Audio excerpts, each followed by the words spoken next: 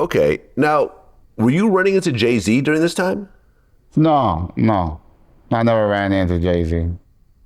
Okay. Never ran All into right. him. But did you say that you heard of Jay-Z or during that time or? No, what I said, somebody asked me how true it is that he was in the streets, getting money.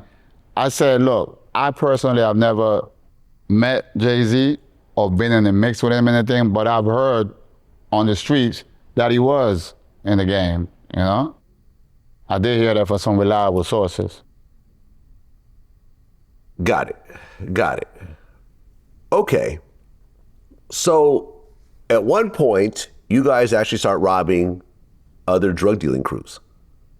Yeah, because after that experience with the 250, with the 250,000, our leader at the time, he says, you know what?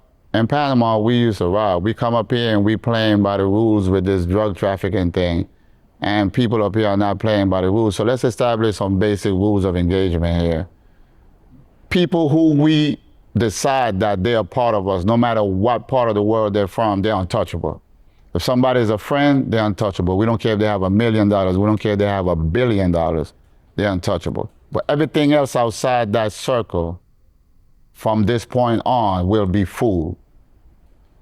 And that's how they proceeded with that. So the drug operation continued in full effect, but on the side, it was this other thing also going on, which at the time didn't allow me to be part of because it felt like I was too young and I was too new and I didn't understand a lot of things. So they just kept me on the path with the drugs. But after a while, I did start doing that with them too.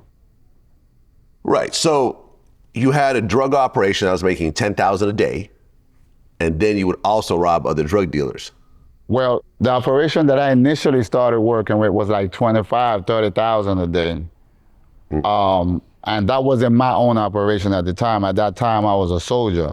But I'm not trying to brag or glorify that, but I was one of the best soldiers when it came to managing those type of numbers on a daily basis when I was behind the door.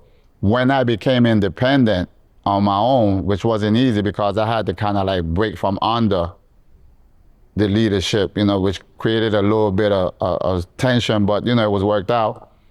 Then at my point, I was making like 10, I don't know, paydays like the first or the 30, we might make like anywhere between 10 and 15 in a 24-hour period of time.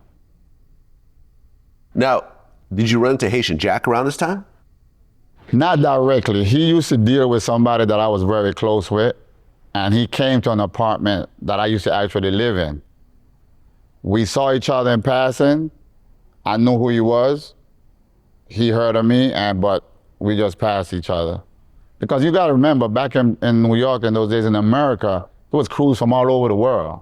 And nobody was tougher than nobody. Everybody had top of the line killers. Everybody had top of the line drug dealers. Everybody had kidnapped. Everybody had everything.